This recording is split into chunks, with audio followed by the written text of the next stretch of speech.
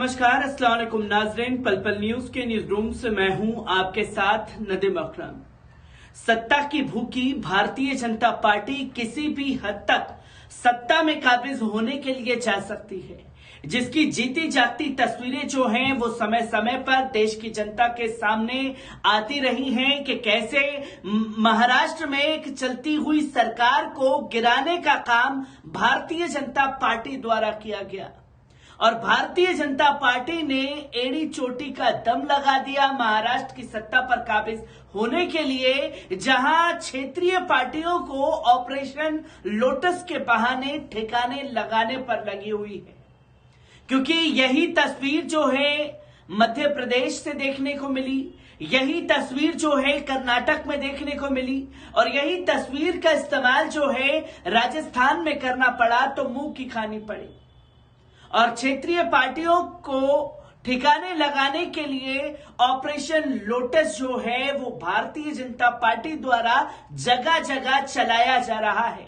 पर बिहार में ये करना भारी पड़ गया और मुंह की खानी पड़ी। तो अब भारतीय जनता पार्टी ने जो महाराष्ट्र में शिवसेना में दो फाड़ करवाई है, उसकी तस्वीरें देश की जनता के सामने हैं। अब शिवसेना दो गुटों में बंट गई है, एक उद्धव ठाकरे की शिवसेना और दूसरी एकनाथ शिंदे की शिवसेना। जहां एकनाथ शिंदे की शिवसेना का गठबंधन जो है वो भारतीय जनता पार्टी के साथ है, तो वही भारतीय जनता पार्टी अब एकनाथ शिंदे के भी टुकड़े कर देने पर तुली हुई है। इसका खुलासा शिवसेना के मुखपात्र सामना में किया गया है, जिसने राजनीति में महाराष्ट्र की पूरी तरीके से खलबली मचा दी है। कैसे पूरी रिपोर्ट सामने आ रही है, एक बार इस रिपोर्ट पर नजर डालते हैं। उद्धव ठाकरे के नेतृत्व वाली शिवसेना ने रविवार को अपने मुखपत्र सामना में दावा किया कि शिवसेना के 40 बागी विधायकों में से 22 जल्द ही भाजपा में शामिल हो जाएंगे। अपने साप्ताहिक कॉलम में शिवसेना बारिश और सुखाड़ के दौरान निष्क्रिय रहने के लिए महाराष्ट्र के राज्यपाल भगत सिंह कोश्यारी पर भी तंज कसा है। उद्धव की शिवसेना ने दावा किया है कि एकनाथ शिंदे को मुख्यमंत्री बनाना भाजपा की एक अस्थायी व्यवस्था है। सामना में रोकटोक कॉलम में दावा किया गया है कि अब सभी समझ गए हैं कि उनकी शिंदे की मुख्यमंत्री की वर्दी कभी भी उतार दी जाएगी। शिवसेना ने सामना में कहा है कि शिंदे गुट का महाराष्ट्र की ग्राम पंचायत और सरपंच चुनाव में सफलता का दावा पूरी तरीके से झूठा है। शिंदे समूह के एक कम से कम 22 विधायक नाराज हैं। ये स्पष्ट प्रतीत होता है कि इन विधायकों में से अधिकांश का भाजपा में विलय हो जाएगा। सांप्रदायिक में आगे कहा गया है कि शिंदे के कार्यों से महाराष्ट्र को बहुत नुकसान हुआ है और राज्य उन्हें माफ नहीं करेगा। शिवसेना ने आरोप लगाया है कि भाजपा शिंदे को अपने फायदे के लिए इस्तेमाल करती रहेगी। कॉलम में आगे ये भी कहा गया है कि शिंदे का महाराष्ट्र के सीएम के रूप में विकास में योगदान दिखाई नहीं दे रहा है। देवेंद्र फडणवीस हर जगह नजर आते हैं, शिंदे का दिल्ली में कोई प्रभाव नहीं है। फडणवीस मंगलवार को दिल्ली गए। मुंबई को स्लम से बाहर निकालने की महत्वाकांक्षी रणनीति के तहत धारावी पुनर्विकास परियोजना के लिए महाराष्ट्र सरकार रेलवे से जमीन के लिए रेल मंत्रालय से मंजूरी लेगी। शिवसेना ने कहा कि धारावी के पुनर्विकास का पूरा श्रेय फडणवीस को जाता है। राज्य के मुख्यमंत्री इस महत्वपूर्ण परियोजना की घोषणा में कहीं नहीं दिखाई दिए। इस बीच ऐसी अटकलें लगाई जा रही हैं कि एक वरिष्ठ नेता अशोक चव्हाण सहित कांग्रेस के कुछ विधायकों के भाजपा में शामिल होने की संभावना है। हालांकि जब कांग्रेस से पूछा गया तो उन्होंने कहा, इसका खंडन करते हुए कहा कि ये सिर्फ एक निराधार अफवाह है। इसी के साथ महाराष्ट्र के मुख्यमंत्री एकनाथ शिंदे ने राज्य के गढ़चिरौली जिले में जाकर नक्सलियों से लोहा लेने वाले पुलिस के जवानों के साथ दिवाली का जश्न मनाया था। इस दौरान मीडिया से बात करते हुए उन्होंने एक तीर से दो निशान लगाए थे। एकनाथ शिंदे ने कहा था कि अगर मैं डरता होता तो मुख्यमंत्री नहीं बन पाता। एकनाथ शिंदे ने कहा कि मैं पिछली सरकार में गढ़चिरौली के संरक्षक मंत्री के तौर पर काम कर चुका हूं। आज यहां पुलिस के जवानों के साथ दिवाली मनाने आया हूं। एकनाथ शिंदे ने छत्तीसगढ़ के बॉर्डर पर मौजूद जंगलों के बीच जाकर सुरक्षा व्यवस्था का जायजा लिया और पुलिस के जवानों का हौसला भी बढ़ाया।